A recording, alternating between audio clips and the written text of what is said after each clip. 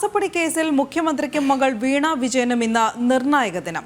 SFIO അന്വേഷണം തടയണമെന്നാവശ്യപ്പെട്ട വീണയുടെ ഉടമസ്ഥതയിലുള്ള എക്സാലോജിക്ക് കമ്പനി നൽകിയ ഹർജിയിൽ കർണാടക ഹൈക്കോടതി ഇന്ന് ഇടക്കാല വിധി പറയും. ഉച്ചയ്ക്ക് 2:30-നാണ് ജസ്റ്റിസ് നാഗപ്രസന്നയുടെ ബെഞ്ച് വിധി പറയുക. അന്വേഷണത്തിന് ഉത്തരവിട്ട കേന്ദ്ര കോർപ്പറേറ്റ് കാര്യ മന്ത്രാലയത്തിന്റെ ഉത്തരവ് ചോദ്യം ചെയ്താണ് വീണ വിജയൻ കർണാടക ഹൈക്കോടതിയെ സമീപിച്ചത്.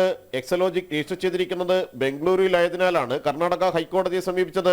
ഹർജി പരിഗണിക്കുന്നതുവരെ കടുത്ത നടപടികളിലേക്ക് കടക്കരുതെന്ന് SFIOയോട് കോടതി നിർദ്ദേശിച്ചിരുന്നു. രജിസ്ട്രാർ ഓഫ് കമ്പനീസ് അന്വേഷണം പുരോഗമിക്കുന്നതിനിടെയാണ് സീരിയസ് ഫ്രോഡ് ഇൻവെസ്റ്റിഗേഷൻ ഓഫീസ് അന്വേഷണം ഏറ്റെടുത്തതെന്നും ഒരു ഏജൻസി അന്വേഷണം നടത്തുമ്പോൾ സമാന്തര അന്വേഷണം നടത്തുന്നത് നിയമാനുസൃതമല്ലെന്നുമാണ് വീണ വിജയന്റെയും എക്സലോജിക്കിന്റെയും ആവശ്യം. കമ്പനി കാര്യ നിയമത്തിലെ ചട്ടം 210 പ്രകാരമായി രജിസ്ട്രാർ ഓഫ് കമ്പനീസ് അന്വേഷണം പ്രഖ്യാപിച്ചത്. ചട്ടം 212 പ്രകാരമാണ് SFIO അന്വേഷണം. 2 സമാന്തര അന്വേഷണങ്ങളാണ് നടക്കുന്നതെന്നും വീണ വാദിച്ചു. എന്നാൽ വിവാദ കരിമണൽ കമ്പനി CMRൽ നിന്ന് 1,72 ലക്ഷം രൂപ എക്സലോജിക് കൈപ്പറ്റിയതിന് തെളിവുകളുണ്ടെന്നും ഗുരുതര സാമ്പത്തിക കുറ്റകൃത്യമാണ് നടന്നതെന്നും SFIO കോടതിയിൽ ചൂണ്ടിക്കാണിച്ചിട്ടുണ്ട്.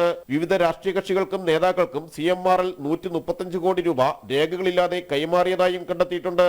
ആദായ നികുതി വകുപ്പ് അന്വേഷണത്തിലായിരുന്നു കണ്ടെത്തൽ. ഇത് സംബന്ധിച്ചും അന്വേഷണം നടക്കുകയാണ്. ഗുരുതര സാമ്പത്തിക കുറ്റകൃത്യങ്ങൾ CMRലിന്റെ ഇടപാടുകളിലൂടെ നടന്നിട്ടുണ്ടെന്നും SFIOയ്ക്ക് വേണ്ടി ഹാജരായ additional solicitor general Kulur Aravind Kamath വ്യക്തമാക്കിയിരുന്നു. ഇത്തരം സാമ്പത്തിക ക്രമക്കേടുകളിൽ സീരിയസ് ഫ്രോഡ് ഇൻവെസ്റ്റിഗേഷൻ ഓഫീസ് അന്വേഷണം തന്നെ വേണം. വിപുലമായ അധികാര പരിധികളുള്ള അറസ്റ്റിനും റെയ്ഡിനും അധികാരമുള്ള അന്വേഷണ ഏജൻസിയാണ് SFIO.